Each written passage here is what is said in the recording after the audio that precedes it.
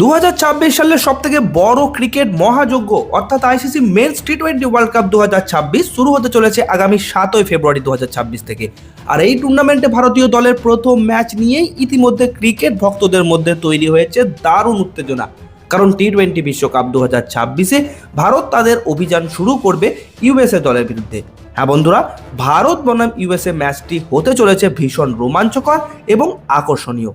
আজকের এই ভিডিওতে আমি আপনাদের জানাবো এই ম্যাচের তারিখ, সময়, venue, head to head record, ভারতের সম্ভাব্য প্লেইং 11 এবং টিম আপডেট, অর্থাৎ এ টু জেড সমস্ত ডিটেলস। তাই ভিডিওটি শেষ পর্যন্ত অবশ্যই দেখবেন। ভিডিওটি লাইক করুন, শেয়ার করুন এবং চ্যানেলটিকে সাবস্ক্রাইব করে বেল আইকনটি ক্লিক করতে ভুলবেন না। তাহলে চলুন শুরু করা যাক। প্রথমে ম্যাচ ডিটেলসের কথা বলি। টি20 ওয়ার্ল্ড কাপ 2026-এর প্রথম ম্যাচেই মুখোমুখি হবে পাকিস্তান এবং নেদারল্যান্ডের টিম, কিন্তু ভারত তাদের অভিযান শুরু করবে ইউএসএ দলের বিরুদ্ধে। ভারত বনাম ইউএসএ ম্যাচটি খেলা হবে 7 ফেব্রুয়ারি।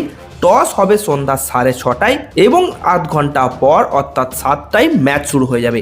ভেন্যু হিসাবে রাখা হয়েছে মুম্বাইয়ের ওয়াংখেড়ে ক্রিকেট স্টেডিয়ামকে। এই ভেন্যুতে ভারতীয় দলের রেকর্ড বরাবরই দুর্দান্ত, ফলে ফ্যান্সদের প্রত্যাশা অনেক বেশি। হেড টু হেড রেকর্ডের কথা বলি। টি20 ইন্টারন্যাশনালে ভারত এবং ইউএসএ এখনো পর্যন্ত মাত্র একবার মুখোমুখি হয়েছে। সেই ম্যাচে ভারত একতরফা জয় পেয়েছিল। তাহলে এবার ভারতের স্ট্রংগেস্ট প্লেইং 11 নিয়ে আলোচনা করি। টি20 বিশ্বকাপের আগে ক্রিকেটের সংক্ষিপ্ততম ফরম্যাটে ভারতীয় দলের মানসিকতা স্পষ্ট করে দিয়ে অধিনায়ক সূর্যকুমার যাদব। তিনি জানিয়েছেন সব ম্যাচেই দল একই আক্রমণাত্মক মানসিকতা নিয়ে খেলবে। অন্যদিকে ওয়াশিংটন সুন্দর এখনও পুরোপুরি ফিট নন। প্রস্তুতি ম্যাচে হার্ষিত রানা চোট পেয়েছেন, ফলে এই দুজনকে বাদ দিয়েই ভারত একটি শক্তিশালী প্লেইং 11 নিয়ে নামবে। চলুন তাহলে দেখে নেওয়া যাক ভারতের সম্ভাব্য একাদশ কেমন হচ্ছে। ওপেনিংয়ে ভারতের হয়ে ইনিংস শুরু করবেন অভিষেক শর্মা এবং তার সাথে অন্য প্রান্তে দেখা যাবে ঈশান কিষানকে।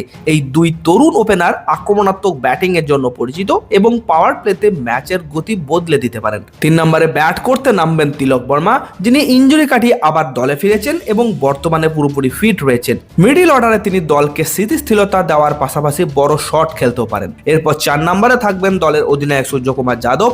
নিজের 360 ব্যাটিং স্টাইল দিয়ে যে কোনো বোলিং আক্রমণকে ভেঙে দেওয়ার ক্ষমতা রাখেন তিনি। নাম্বার 5-এ থাকবেন অলরাউন্ডার হার্দিক পান্ডিয়া। ব্যাট হাতে ঝড় তুলতে যেমন পারেন, তেমন প্রয়োজনে গুরুত্বপূর্ণ ওভারে বোলিং করতেও সক্ষম। নম্বর 6-এ থাকবেন রিঙ্কু সিং। শেষ ওভারগুলিতে দ্রুত রান তোলার ক্ষেত্রে বর্তমানে ভারতের সবথেকে ভরসাযোগ্য ফিনিশারদের মধ্যে অন্যতম। নাম্বার 7-এ দেখা যাবে শিবম দুবেকে।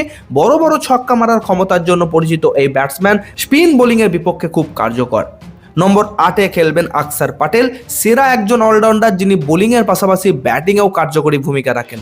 এরপর 9-এর স্থানে থাকবেন বিশ্বের সেরা পেসারদের একজন জসপ্রীত বুমরা। ডেথ ওভারে তার ইয়র্কার যে কোনো ব্যাটসম্যানদের জন্য ভয়ঙ্কর। নম্বর 10-এ থাকবেন বাঁহাতি পেসার আকসদীপ সিং, যিনি পাওয়ার প্লে এবং ডেথ দুই পর্যায়ে উইকেট তুলতে পারেন। এবং নম্বর 11-তে থাকবেন মিস্ট্রি স্পিনার বরুণ চক্রবর্তী, যিনি মাঝের ওভারগুলোতে উইকেট তুলে ম্যাচের মোড় ঘুরিয়ে দিতে পারেন। সব মিলিয়ে ইউএসএ দলের বিরুদ্ধে এই কম্বিনেশন নিয়ে ভারতীয় দল মাঠে নামলে একটি দারুণ প্রতিদ্বন্দ্বিতাপূর্ণ ম্যাচ দেখার সম্ভাবনা রয়েছে।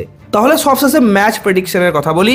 খাতা কলমে ভারতীয় দল অনেকটাই শক্তিশালী, তবে টি20 ক্রিকেটে যে কোনো কিছুই সম্ভব।